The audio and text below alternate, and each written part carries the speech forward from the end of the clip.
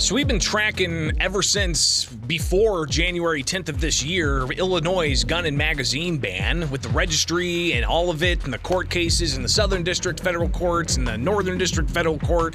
And we're still waiting for that the outcome of the Seventh Circuit Court of Appeals of the challenge on Second Amendment grounds. While we're waiting down in the Southern District next week, October 11th, the case is being brought up on vagueness issues. All of this expected to go to the U.S. Supreme Court at some point, but with a new term for the U.S. Supreme Court, they're going to be taking up a few other issues.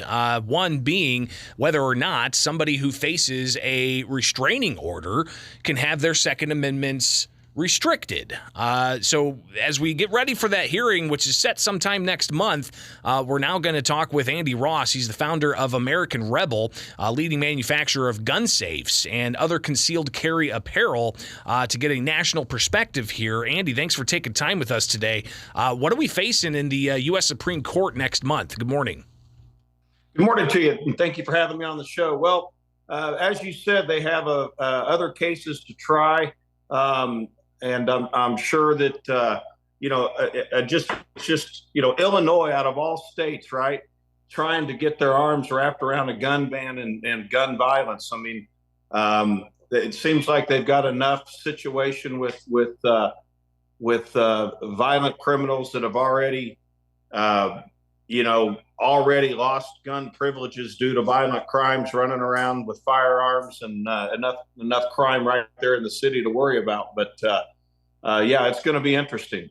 So we've got, of course, this case that deals with an individual. The individual is not necessarily a savory one because of other crimes that they're charged with. But, you've got this question that is more broad than just one person, and that is, should somebody who has a order of protection against them, something that's determined not by a jury, but merely by a preliminary type of hearing where a judge makes the decision based off whatever evidence may be brought forward. But again, it's not a jury and nobody's convicted of anything if they've got an order of protection or a domestic order that they're having to face. Should they have their Second Amendment rights violated? Is that the gist of this case that's going to be in front of the U.S. Supreme Court? Yeah, and they shouldn't. Those judge decisions are so much he said, she said. As you said, there's no conviction, there's no jury, there's nothing there that should restrict someone's Second Amendment rights. When we get this case, this is just one of several that have been happening across the country, and we've been tracking a lot of this just to see how it might impact Illinois' case. Now, we don't know when we're going to get the Seventh Circuit Court of Appeals to release their ruling in that Second Amendment challenge out of Chicago. But you've got other cases dealing with, for instance, whether or not somebody who uses cannabis should have their Second Amendment rights taken away, whether or not a state can ban butterfly knives, or whether or not a state can ban magazines over certain capacities. And also this case, talk a bit about the Bruin decision and how that seems to, not just the Bruin decision, but even the what's the other case, for whatever reason it's escaping me, Heller decision. Talk about how those have created this ripple effect to the inferior courts and how they handle these questions of constitutionality of various laws.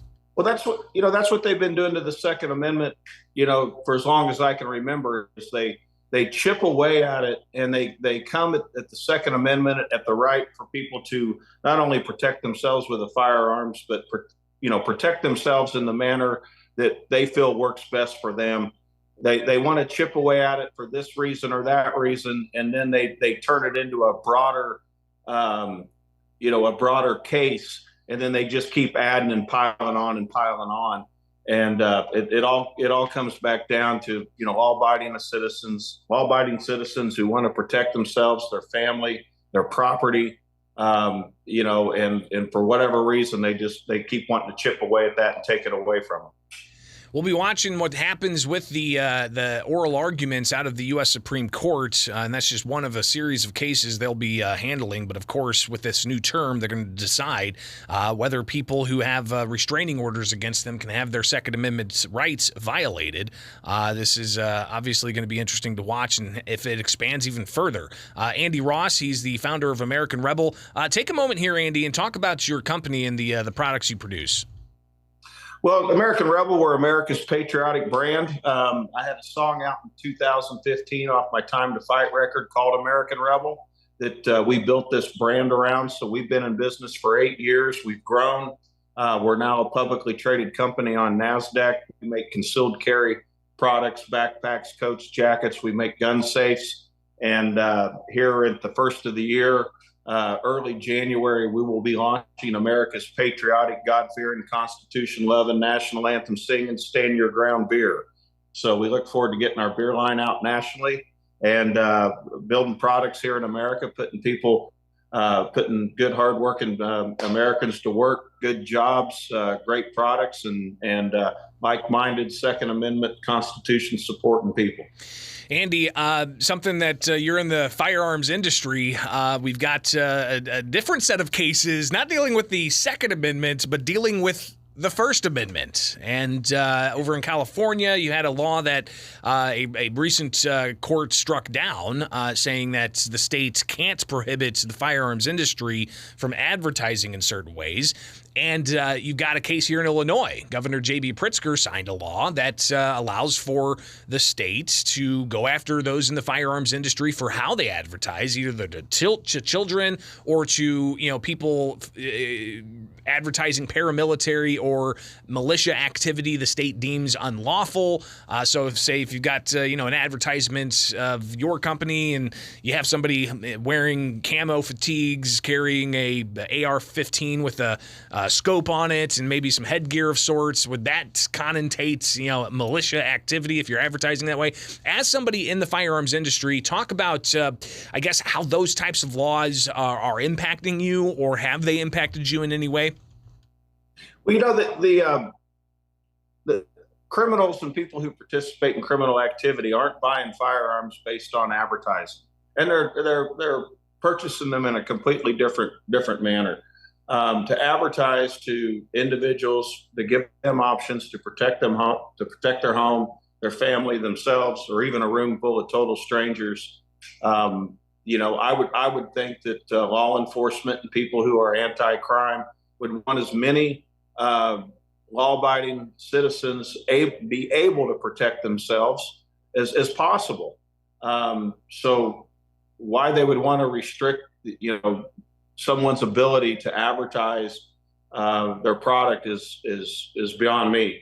We manufacture gun safes, so we haven't been restricted in any way that that's impacted our company directly, but I see it out there for sure. Do you feel like this type of thing has a chilling effect if these laws are upheld, especially for the firearms industry and their ability to conduct business that's centered around civil liberty, the Second Amendment?